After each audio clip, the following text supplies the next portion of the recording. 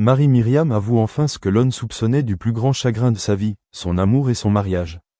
Ce que la vérité sur sa santé et son mari dit sur la tristesse dans sa vie. Marie-Myriam, la femme aux yeux profonds emplis d'une douce tristesse, est un nom indispensable lorsqu'on évoque l'histoire de la musique française. Elle n'est pas seulement le symbole de l'Eurovision avec sa victoire éclatante en 1977, mais aussi l'incarnation d'un cœur artistique qui a connu des hauts et des bas difficiles à nommer.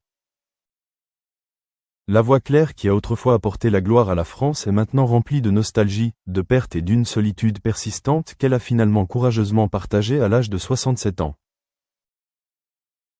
Pendant des décennies, Marie-Myriam a gardé son cœur caché derrière ses doux sourires et sa douce voix. Mais ce que beaucoup soupçonnaient qu'elle avait toujours porté en elle une profonde tristesse, elle l'admettait maintenant. Et cette tristesse ne vient pas de sa carrière ou de sa vieillesse, mais de la plus grande perte de sa vie, la mort de son mari bien-aimé, Michel Elmosnino, en 2013.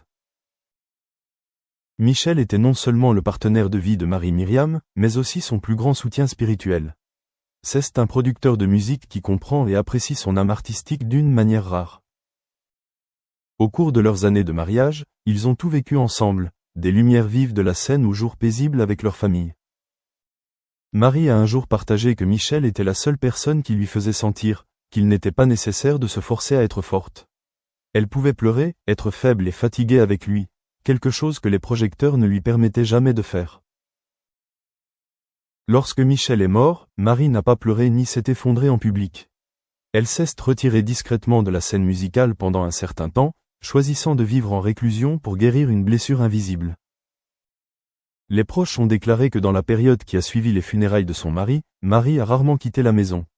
Elle vit avec des souvenirs, avec des échos de vieilles musiques que Michel a éditées pour elle, et avec un vide qui ne peut être comblé. Quand il est mort, j'ai eu l'impression d'avoir perdu la moitié de mon âme, a-t-elle déclaré dans une rare interview, les yeux larmoyants mais toujours doux. La famille de Marie, en particulier ses deux enfants, s'est toujours inquiétée de sa santé mentale après ce grand événement. Même si elle essayait de paraître forte, ils comprenaient que la perte avait laissé un énorme vide dans le cœur d'une femme qui avait autrefois mis tout son cœur dans l'amour. Ses enfants, maintenant grands, ont demandé à plusieurs reprises à leur mère de se rapprocher d'eux, mais Marie a choisi de rester dans la vieille maison, où résonnaient autrefois les rires de Michel et où étaient conservés tous les souvenirs de son défunt mari. En plus de sa douleur personnelle, la santé de Marie-Myriam ces dernières années n'est plus aussi bonne qu'avant. Elle souffrait de légers problèmes cardiaques, ainsi que d'insomnie chronique, fréquente chez les personnes souffrant de dépression.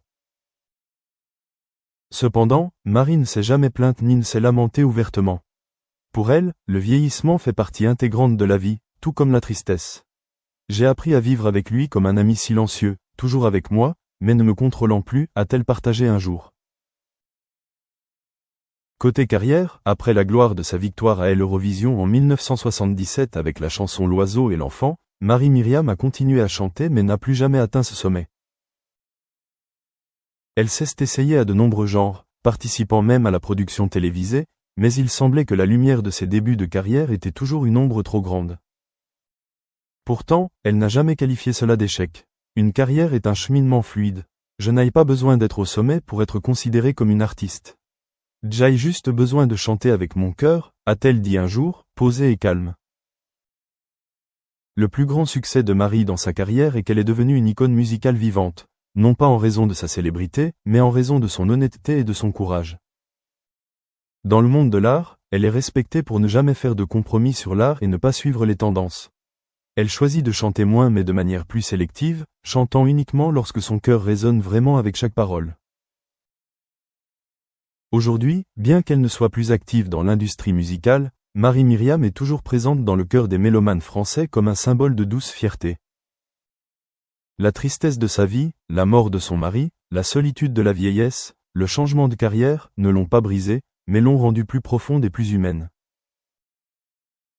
Et ce qui a le plus ému de nombreuses personnes, c'est son aveu final.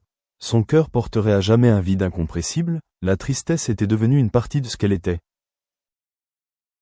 Mais c'est aussi de là que Marie-Myriam a trouvé la force de continuer à vivre, de se souvenir de son époux bien-aimé avec gratitude, et non seulement avec douleur, et d'atteindre l'âge de 67 ans avec des yeux tristes mais toujours pleins de lumière intérieure. Malgré ses nombreuses pertes, Marie-Myriam n'a pas vécu une vie complètement fermée.